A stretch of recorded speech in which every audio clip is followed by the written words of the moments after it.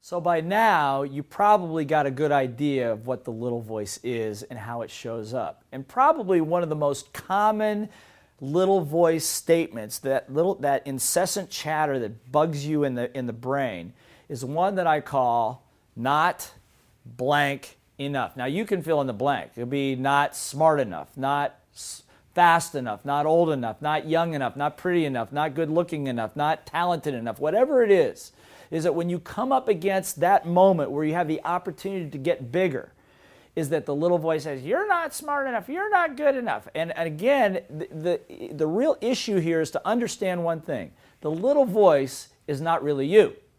That's right, it's not you. It's a composite of your teachers, your parents, preachers, the media, friends, politicians, whatever the case might be, that all sit back there in your subconscious that at the moment that you show up to do something, erodes your confidence, creates fear, non-deservedness, creates procrastination, lack of authenticity, give up on your dreams. So we don't want to do that anymore, okay? As a matter of fact, I got a couple pictures of my little voice. You want to see my little voice? Okay, good. I'm going to show you my little voice. So, you know this little voice? This is you know this one? Right. This is the one that sits there just when you're ready to take on something, just when you think you got victory in sight, whack, and find some way to sabotage it. I'm sure that's happened to you at least once, right? Familiar with that little voice? Good. Or how about this one? You know this little voice? This is road rage little voice. This is that moment where if somebody gives you one more problem, you're going to reach out, grab their throat, and squeeze it until their eyeballs pop out. And again, high emotion, low intelligence, not a good place to be, okay? Or maybe you're familiar with this little voice, right? This one actually is my mother without the hair. It's like, I told you you shouldn't do that. I told you you're not smart enough. I told you you're too greedy. La, la, la, la, la, la. Right? That beating yourself up. Have you ever beaten yourself up at least once today? Of course you have, but you got to be very careful of that because that takes your energy down. And like I said in the very beginning, learning requires what? Energy. The other thing you're going to learn in sales is that two people come together in a selling situation, person with highest energy generally wins. You know what I'm talking about? Do you have children? If their energy is higher than yours, who wins? And if you don't have that experience, I'll loan you my kids and they'll wear you out. But the bottom line is you've got to keep your energy up, so you've got to be careful of these little voices. How about this little voice?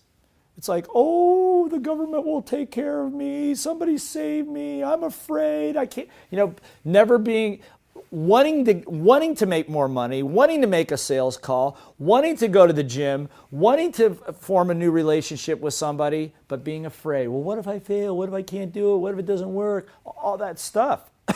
You've got to learn to master your little voice. Or maybe that you have one of these little voices. I have this one. This is the stubborn little voice. It's like, well, if everybody just listened to me, the world would be fine. You know, it's everybody else that's messed up. It's not me, you know. And this is like what I call my 35 to 45 to 55-year-old little voice that just doesn't want to change. Just stubborn and thinks that the whole rest of the world is the problem. Back in 1982, when I went to that first personal development program, I realized that the problem, one thing in common with all the things that had worked and not, was me. Or maybe your little voices look like this. Should I or shouldn't I? Can I or can't I? Now remember the workbook you downloaded at the beginning of this program? Good. I want you to turn to the common little voice issues portion of it right now, because I want you to do something. When it comes to the results that you want, what are the limiting little voices? I showed you some of mine. What are the limiting little voices that pop up when you try? I want you right now to sit down and make a list. What are the little voices that pop up when you try to go lose weight, when you try to make another sales call, when you're trying to improve a relationship, when your emotion is high and your intelligence is low? Make a list of what that little voice is actually saying, and next to each one, where did that little voice come from?